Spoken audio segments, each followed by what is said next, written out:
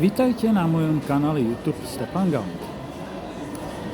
Otázka k verejnosti, ktorá sa veľmi prediera na povrch, je to, dokedy tí leniví policajti budú chrániť páchateľov trestnej činnosti a poškodených nechávať bokom, nezáujem, zakladám. To znamená, že trestná činnosť sa nerieši, ale zakladá a tým teda odmieta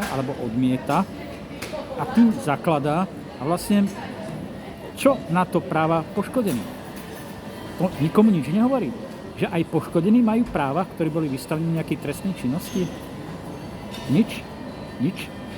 Orgány, ktoré majú konať? OČTK, KKK a podobne? Nič. Za čo vlastne berú plat? To sa už musíme nad tým veľmi vážne zamýšľať, pretože 71 000 ľudí na ulici, to nie je zrovna málo, to je takmer celý Prešov. A to je nejaké kráľovské mesto. Učím sa s vami z môjho kanálu YouTube Stefan Gaunt.